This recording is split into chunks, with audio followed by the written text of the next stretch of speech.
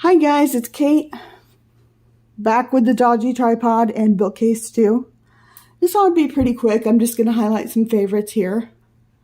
Harry Potter is a new favorite I read as an adult. I'm really glad I read it as an adult, not as a kid, because it would have been too creepy for me as a kid. But it's really cute and creative, so I'm glad I've read it now. In Search of a Prince by Toni Shiloh. I love all her books I've read. She just does winners every time. But this one is probably the one she's most famous for. It's like a Princess Diary situation, but about an African American woman who finds out that she's princess of a African country. And it has like so much good faith content and also a really cute romance. So definitely check that one out. Orphan Island, I will always recommend this one. It reminds me a lot of Peter Pan in its growing up themes, but it's magical realism, and it's just so good. The Mysterious Benedict Society, again, I have all the books, but I'm only keeping one on the shelf for space reasons. This series, it was compared to Harry Potter, which when I didn't want to read Harry Potter, I was like, okay, maybe I won't read this one. But I realized it doesn't actually have any magic. It's just related to Harry Potter and the fact that it's well-written, creative, coming of age. So I definitely recommend that one to everyone, even if they don't like Harry Potter. Henry and the Chalk Dragon. This is another one about, it's middle grade.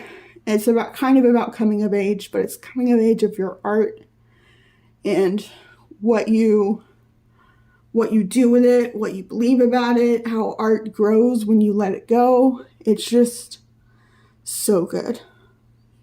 Alright, case 2, shelf 2. Honest June is one I just bought. I haven't read it yet, but it looks so cute. Casey West is one that my sister introduced me to. I actually recommended it to her without reading them. I'm like, people love Casey West, you should try her. And then she loved Casey West, and so now I've had to try her. So the only one I've read so far besides the one on Kindle is The Felon Boyfriend, which is super cute fake dating. I really enjoy it. I always gotta recommend these because they're my children. So we have The Book of Dreams, Enjoy the Poodle Skirt, The Twin Arrows, The Night Archers, The Treasure Hunt, wow, I'm forgetting my own books, Kira, and If the Stars Awaken. Those are most of my books in print, and because I did it alphabetical, they get to be in the W's, so that's kind of exciting. The Unsung Hero of Birdsong USA was one of my first introductions to Black history and Black veterans, what they went through after World War II, and so I highly recommend that. And then, of course, we have 2 copies of Book Thief because he has a copy, I have a copy. Neither of us are willing to order our copy because it's such a good book, so 2 copies.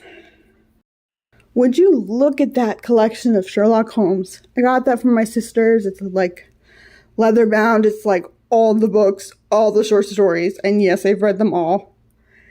It is so good. And here we are into the miscellaneous stuff, kind of the short stories, the nonfiction, stuff that I couldn't fit anywhere else or forgot to alphabetize. So this will be miscellaneous. Doctor Who Time Lord Fairy Tales is pretty fun. I love Doctor Who. My very pretty copy of Daddy Longlegs, which I recommend. I wrote a shorter novella based on it called Sincerely Jem. So I recommend that. Here are my 2 craft books, Structuring Your Novel and Creating Character Arcs by K.M. Weiland. Both highly recommend. They just have grown me so much in my writing, and whenever I'm stuck, like, what's wrong with my story? Usually it's something in those books that helps me figure it out. So, and last but not least, here's shelf 5. It's a parcel shelf. And we have DVDs, all our TV shows below that. But I recommend Quiet Power to young introverts or old introverts like me who want to know more about themselves, why they are the way they are. I also recommend Writer to Writer from Think to Ink. That's by Gail Carson Levine. She's written some of my favorite fairy tales. And then, of course, I have my cookbooks, Cutie Pies, with the best pie case recipe in it ever. So there you go.